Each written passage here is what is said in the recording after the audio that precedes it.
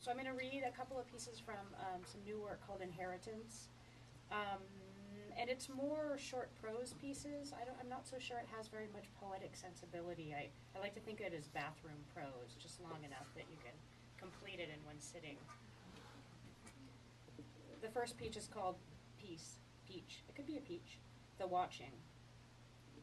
It was her job, she knew, to watch the boy, her brother, her twin, and she did.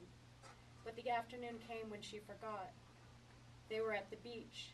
It was not especially pretty, but it was close to the city, and the ocean breeze brought some relief from the August heat. They had learned to swim young, but like all things, she was better at it than he. Watch your brother, the mother said, then went to the concession stand for a drink. The mother returned a half an hour later while the lifeguard was pulling him out of the water. Driving back into the city, the sun curled into a ball like a small animal.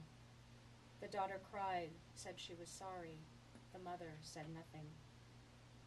Later, the mother stopped drinking, but the son inherited both the desire and the disease. When he drank himself into terminal illness, the daughter flew across the country to stay with him. The other chair in the hospital room was empty. The mother could not be reached. That day at the beach, he said, I was only trying to catch up with you.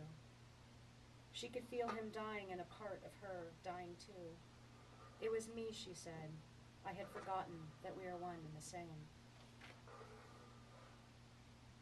Karma. Everyone has at least two, she said. She said a lot of things. I believe some of them, none of them. The last time she was just as beautiful, but more naive.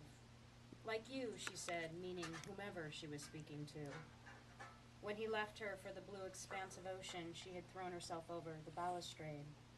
Can you believe it, she said. I shattered, and he simply sailed away. She told me she had learned her lesson. She swore off men, romance, any elevated surface. That is where I came in. Petite, I was cat-like, ermine. She called me ocelot, then kissed me. Her lips were soft, but my tongue got caught on the rail of broken teeth. Resentment. To let go of it, she offered her palms to the sky, as if sky wanted such things. Resentment, grief, the myriad of human attachments. Later, the sky made its own offering, freezing rain that fell in perfectly round pellets of ice. She put a glass bowl down outside her front door to gather it. In the morning, she found a black dog peeing into the mush frozen bowl. Passing. When she was young, she developed a cough that wouldn't go away, some kind of lung thing which limited her mobility. Or at least that is the story her parents used to explain why she never really left the house until she was far too old to learn to live among the others. When she asked about the physical differences, the soft fur on her ears, the way her chin drew out rather than down, they waved their hands as if her concerns were flies bothering the air. Now she is older and her parents are dead, but she is still home, sitting in the window, looking out longingly at the open field and the road that winds like a river beyond. One day she packs a bag. She leaves, walking the curve of the asphalt bank until she reaches town.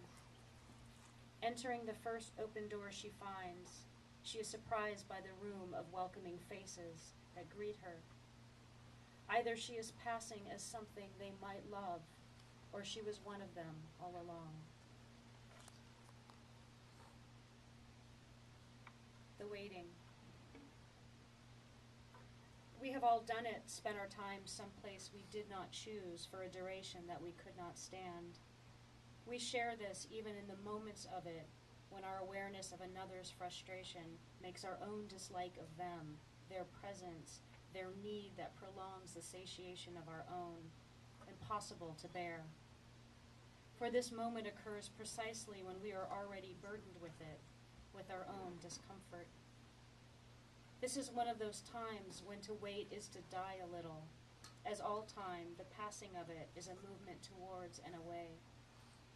that we are someplace filled with dying, as all places are, and yet also with living, makes both seem without consequence, and yet it is here, waiting, that we are most fully aware of their significance.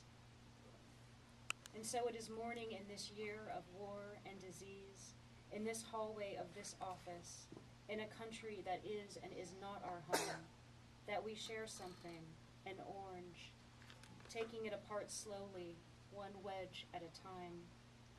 It is here, so many years after we decided what it means to be of and from, that we find ourselves marveling at the sweet juice beneath the skin, the parting of lips, the glistening of saliva, the shocking pink of tongue. Love. She had been known by other names, but love was the one that stuck.